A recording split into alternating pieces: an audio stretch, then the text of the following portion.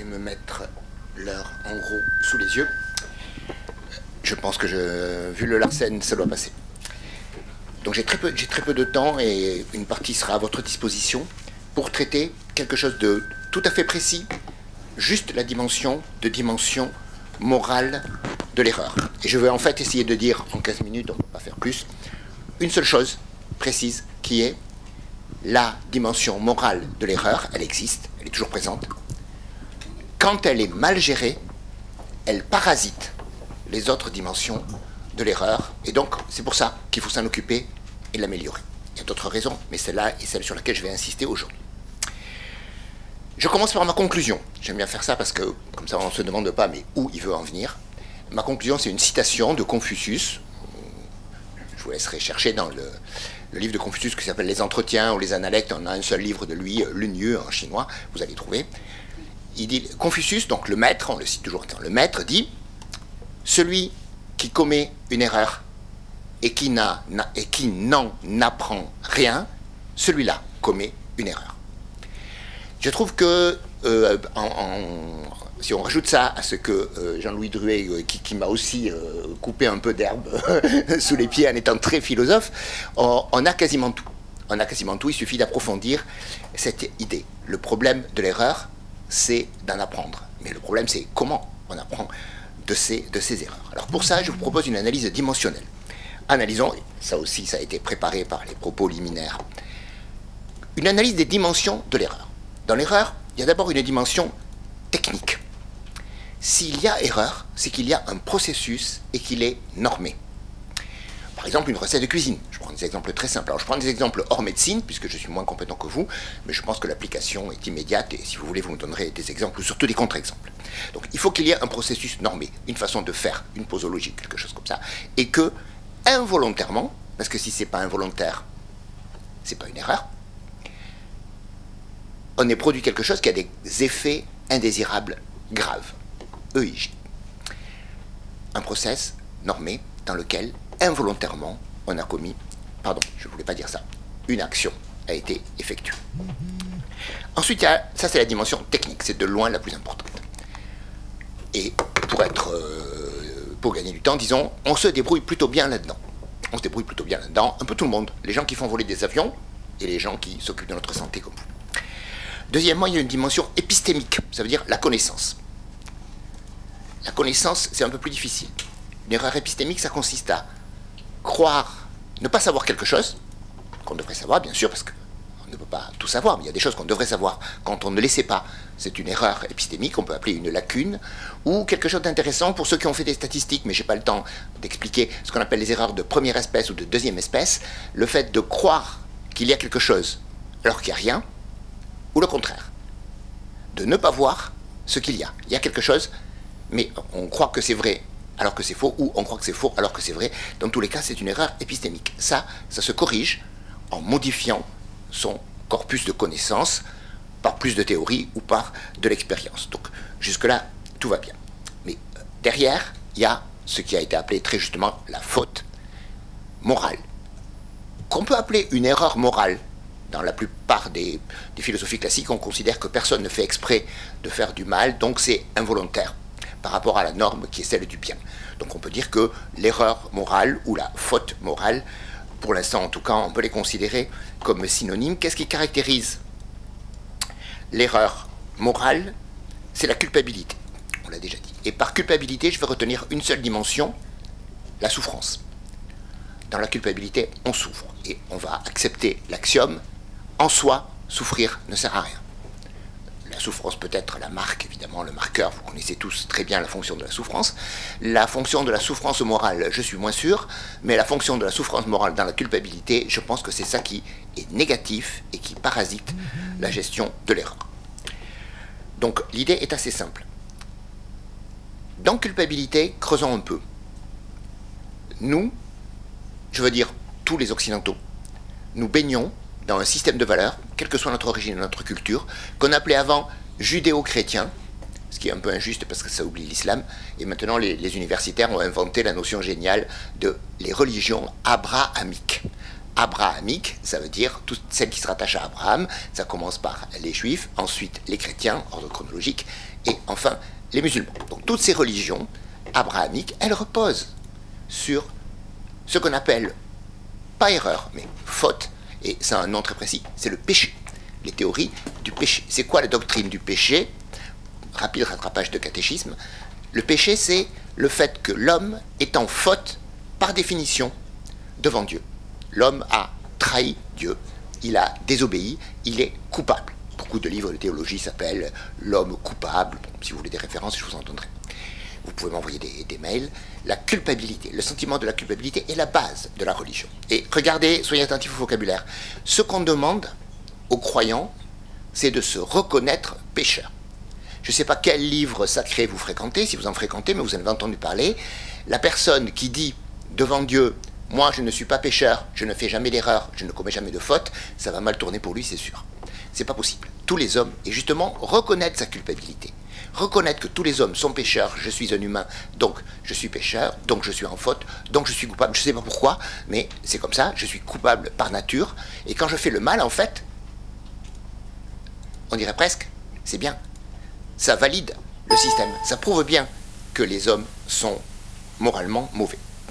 L'ennui, c'est que, croyant ou incroyant, ce système que je vais appeler symbolique, religieux, pas forcément religieux mais aussi symbolique, rend beaucoup plus lourde.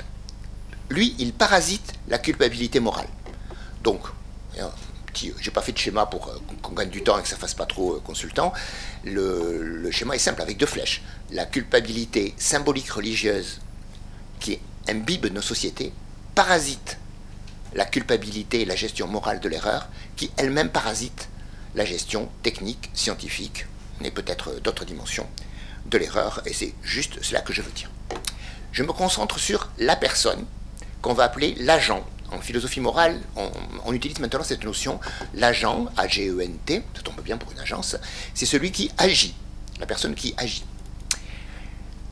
dans l'erreur. Et donc on va éviter de dire le coupable, le responsable, le mis en cause, parce que, comme vous le voyez, dès le début du vocabulaire, on est dans un système, je ne dirais pas de préjugés, mais de valeurs négatives. Donc évitons les valeurs négatives en parlant simplement de l'agent et de son action. Le problème de l'action, chez les philosophes, c'est qu'elle a lieu dans le temps et elle crée une irréversibilité du temps. Ça va être important dans mon propos et je crois que c'est pas banal dans la réflexion sur l'erreur. Il y a un avant et un après. Et la logique de l'avant, de toute façon, enfin, elle est différente de celle de l'après, et en réalité, elle nous intéresse un peu moins, nous les philosophes, parce que c'est dans le après l'erreur, je vais appeler ça un aval de l'erreur, après. Quand on reçoit tout ce qui nous tombe dessus quand on a fait une erreur, et pas en amont. Pour le dire de manière très simple, la gestion amont de l'erreur dont on avait commencé à parler, c'est un problème largement technique, éventuellement réglementaire, juridique, scientifique. On fait tout ce qu'on peut pour qu'il n'y ait pas d'erreur. Et dedans, il y a aussi une dimension d'honnêteté, de droiture, d'effort moral que je ne néglige pas, mais que tout le monde comprend, que tout le monde pratique. Le problème, c'est que même quand on fait ça, et vous avez donné un chiffre d'erreur médicale qui m'alarme, même quand on fait ça, il y a des erreurs. Et là où le philosophe peut avoir un mot à dire, c'est de dire, une fois qu'il y a eu l'erreur, et quand on a fait tout ce qu'on pouvait pour qu'il n'y en ait pas, qu'est-ce qu'on fait? Parce que le temps continue. Et on ne peut pas revenir en arrière dans le temps. Les phrases du genre, enfin moi je déteste les phrases du genre j'aurais dû, on aurait dû, si on avait su, oui, bah, d'accord, on peut toujours discuter, mais là on perd du temps.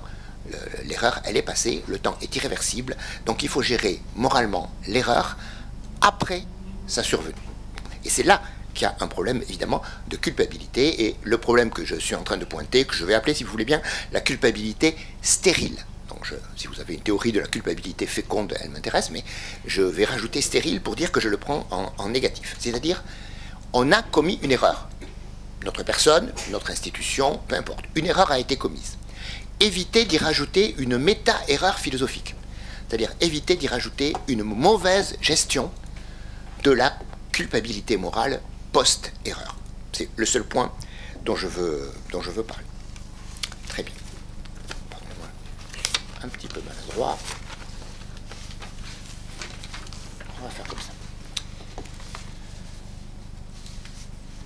L'agent impacté par l'erreur, il a deux dimensions. Une dimension personnelle, dans laquelle il va pouvoir ressentir une culpabilité intérieure, et une dimension professionnelle, sociale, juridique, économique.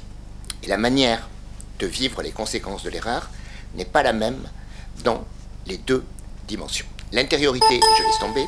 Ce qui me paraît important aujourd'hui pour les erreurs médicamenteuses, c'est le côté social, médiatique, juridique. C'est-à-dire, ce n'est pas la culpabilité au sens où la personne en tant qu'humain souffre, c'est la manière dont, ça ne me gêne pas de le dire, l'entourage fait souffrir la personne.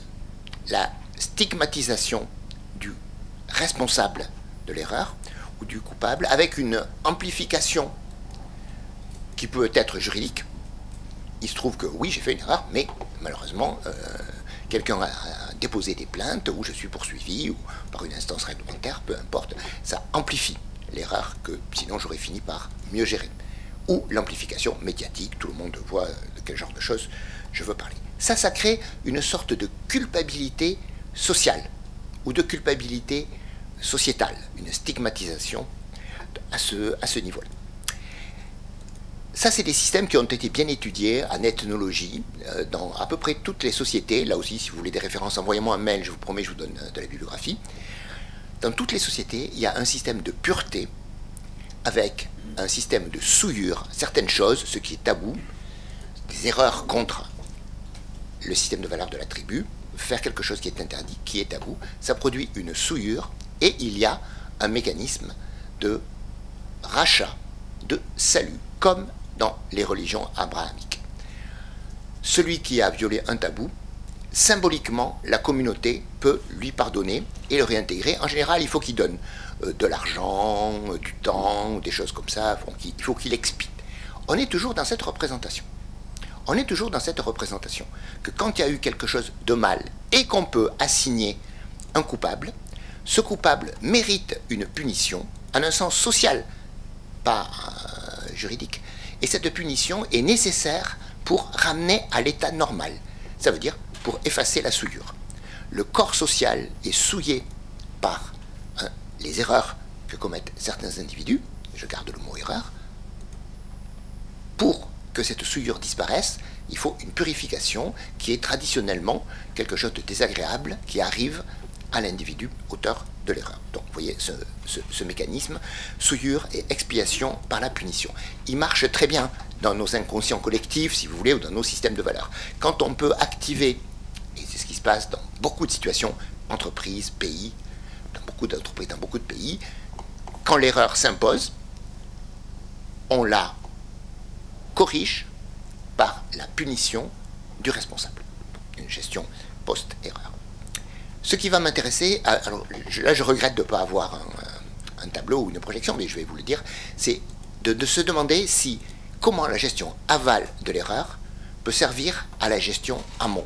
C'est en gros ce qu'on se demande. Et j'aimerais inventer le mot aval avec une flèche et amont après.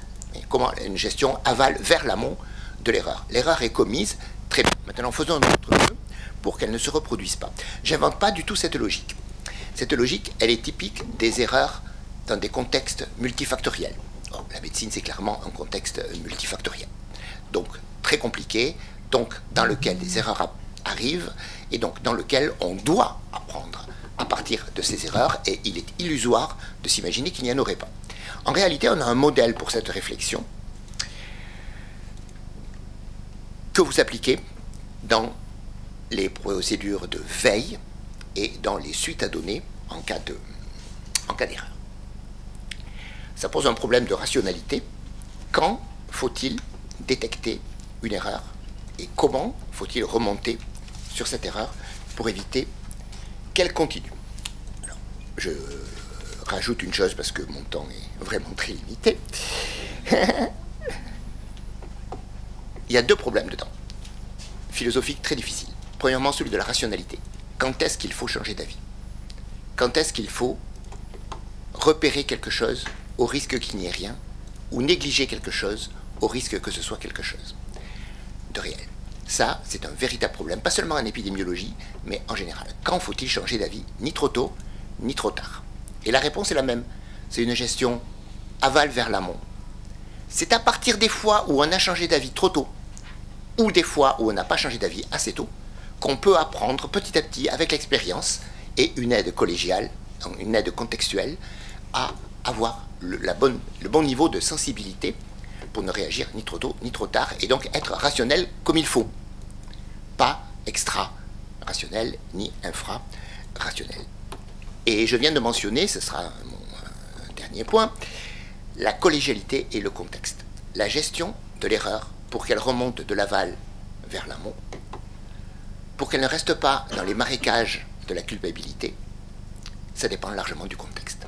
Ça dépend de la personne, bien sûr, mais ça dépend aussi du contexte. Est-ce que ce contexte produit de la stigmatisation? Est-ce qu'il a besoin, est-ce que l'environnement professionnel, social, politique, médiatique, tout ce que vous voulez, a besoin d'exploiter la culpabilité pour faire fonctionner ce système souillure-réparation par la punition, ou pas? Ben, si pas, ce que vous cherchez à faire clairement, on a les conditions pour une bonne gestion aval vers l'amont de l'erreur, qui n'est pas parasitée par sa dimension morale. Et il manque juste un ingrédient qui est une vertu. Aujourd'hui en philosophie, on assume de reparler de vertu, c'est une bonne chose, qui est l'humilité. L'humilité, en général, c'est pas le point fort des sachants, de tous les sachants, y compris les professeurs. Et la démarche qui, quand on regarde de près, peut bloquer la gestion correcte post-erreur, une fois qu'on a écarté les problèmes de culpabilité, c'est que ça suppose une capacité d'humilité qu'on ne développe pas forcément beaucoup chez les individus, ni chez les professionnels, ni chez les institutions. Voilà. Je m'arrête, les gens. Je suis à votre disposition pour continuer à discuter si vous voulez. Merci beaucoup.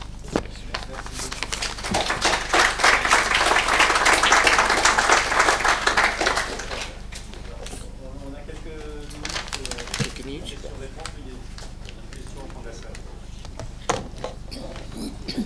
Oui, bonjour. Françoise Alliot, Association de malades AFLAR. Pardon. Merci beaucoup, c'était vraiment passionnant. À propos de la culpabilité dont vous parlez, il se trouve qu'un certain nombre de malades n'osent pas dire à leurs praticiens, un peu plus peut-être à leurs pharmaciens et encore, qu'ils ne prennent pas toujours, ils oublient leurs médicaments par exemple, même lorsqu'ils savent qu'ils ne doivent pas les arrêter. Et donc, ils se sentent coupables, nous disent-ils, en tout cas aux bénévoles de l'association AFLAR. Et quelle est votre position sur cette question de la culpabilité du malade? Alors, le mécanisme de l'erreur se reproduit à tous les niveaux que vous avez détaillés, depuis le contrôleur public jusqu'au prescripteur, en passant par celui qui délivre, et le problème de l'observance est tout à fait à la fin. Pour moi, le schéma se reproduit de la même manière. Et on peut distinguer sur la culpabilité, pour se centrer sur la culpabilité, une culpabilité qui pourrait être productive. C'est-à-dire, je sais que je me sentirai coupable si je ne prends pas mes médicaments, je le vivrai mal et ça m'incite à le faire. Donc ça c'est un amont et c'est plutôt bien. Mais après, en aval, une fois qu'on l'a pas pris, une fois qu'on a pris les mesures techniques, c'est-à-dire se rattraper, je trouve que, en tout cas ce que j'essaie d'apporter, c'est qu'on se désintéresse un peu de la dimension morale et on s'occupe un peu plus de la dimension technique. C'est-à-dire, je préviens le plus vite possible quelle personne compétente et est-ce qu'il y a une procédure. En général, c'est indiqué, hein, surtout ne reprenez pas ou reprenez dès que vous pouvez. Alors, je crois que dans la culpabilité du patient, on a le même schéma où la culpabilité morale, son seul problème, c'est qu'elle ne soit pas contre-productive sur l'efficacité technique. Est-ce que c'est clair ce que je vous dis? Donc on ne peut pas empêcher les gens d'être coupables. Et chacun vit son intériorité comme il veut. Mais là, c'est pas le problème. On est sur un problème technique. Et l'ennui, c'est quand la culpabilité morale, c'est ce que vous aviez dit, empêche d'en parler. Et là, il y a un problème. Et parce qu'on ne met pas en place, on n'optimise pas la chaîne du médicament. Voilà. La culpabilité morale parasite l'optimisation du soin, et c'est pour ça qu'il faut s'en occuper. Une autre question? Non, je ne veux pas. Michel Doré, médecin généraliste. Vous avez parlé de la gestion de l'erreur en indiquant la nécessité de la collégialité. Et j'ai pas bien saisi ce qui liait les deux, parce qu'à partir du moment où je suis parasité par la culpabilité, qu'elle soit sociale ou personnelle, je vais tout faire pour essayer la gestion de l'amont tout seul. Vous comprenez? Et je ne sais pas comment vous expliquez, vous articulez ces deux notions. Alors, là, il y a un problème sur lequel nous, les Occidentaux, nous avons quand même un problème par rapport à Confucius, c'est que nous isolons l'individu. Là, vous vous placez dans l'idée, c'est pas votre faute, c'est la faute de René Descartes, un des philosophes fondateurs de l'Occident, où l'individu est isolé. Vous avez commis, enfin, pas vous évidemment, mais quelqu'un a commis une erreur de prescription, par exemple, et c'est lui, mais il n'est pas du tout isolé. Il a commis cette erreur de prescription pour des tas de raisons. Peut-être il a eu des mauvais cours, peut-être il a eu de mauvaises informations, peut-être il a eu beaucoup trop de patience dans sa journée. Tout ça, c'est du contexte. Le contexte intervient dans son erreur. Et tant qu'il va se dire en se fouettant c'est ma faute, c'est moi, personne ne peut m'aider, on est au plus bas niveau du traitement. C'est complètement contextuel. Ou bien il sait pourquoi il a commis cette erreur, ou il en a une idée, mais il faut déjà être assez présomptueux pour dire, parce que moi, par rapport au cas que vous dites, c'est comment une telle personne peut-elle faire une erreur? Si elle a besoin de personnes pour corriger son erreur, si elle n'a pas besoin d'aide, de partage, d'informations, de compléments de formation, pourquoi l'a-t-elle faite? Et elle va la refaire. Et donc je pense qu'il faut sortir de l'attitude individuelle. C'est pour ça que Confucius est une bonne référence, parce que lui, il pense en termes de collectif. Il faut que le collectif apprenne de l'erreur. Et ensuite, un minimum de réponse à votre question. Si l'individu commettant l'erreur veut vraiment être complètement isolé, il faut qu'il pense aux autres. Il faut qu'il diffuse telle erreur est possible, la preuve, je l'ai commise, et que la communauté apprenne des erreurs de ces individus. C'est comme ça que se fait la science. La communauté apprend des choses qui marchent plus ou moins bien, et la diffusion de la connaissance, elle est dans la gestion de l'erreur, elle est capitale. Le modèle, c'est l'aviation. Du coup, je prends une minute pour en parler. Si les avions ne tombent pas, c'est parce qu'il y a des avions qui sont tombés. Personne ne peut dire que son avion à lui ne tombera jamais. Et les pionniers de l'aviation, ils sont quasiment tous morts dans des crashs. Sauf que quand un avion tombe, on met des moyens énormes pour qu'il n'y en ait pas, pour comprendre pourquoi il est tombé et que ça ne se reproduise pas. Et donc on ne peut pas dire, une fois sur les ruines, on ne peut pas dire c'est fait, je sais pourquoi j'ai crashé mon avion, j'ai rien à apprendre, etc. Pas du tout. Toute la communauté de l'aviation s'occupe de tous les accidents sur toute la planète pour créer de l'apprentissage collectif. Pardon pour la longueur de cette réponse. C'est parfait. Merci beaucoup, Michel Puech. Je crois qu'on a de nombreuses pistes finalement. Moi, ce que je retiens, il y a le côté partage, nécessité de partager, et cette dimension collective, et puis d'être humble, de rester humble pour pouvoir apprendre les uns des autres. Voilà. Mais il y a beaucoup de pistes. Merci beaucoup. On va continuer. Monsieur Maison, si je peux me permettre, Marie-Blanche Valner-Abier, Centre régional de pharmacovigilance en Franche-Comté. Je trouve intéressant parce que du coup, dans votre présentation et dans les échanges à l'instant, on introduit aussi une notion de solitude que le médecin généraliste vient d'introduire. Et en soins primaires, il me semble que c'est vraiment quelque chose de capital autour de quoi il faut travailler. Parce qu'il y a la solitude physique, qui est réelle. Et puis, on a peut-être besoin de savoir où sont les ressources aussi sur lesquelles s'appuyer pour sortir de cette solitude physique. Et c'est un point qui, je pense, est intéressant à développer, et pour le patient également. Voilà, c'était juste un petit point supplémentaire qui me semblait important de rajouter dans votre démarche. Merci beaucoup.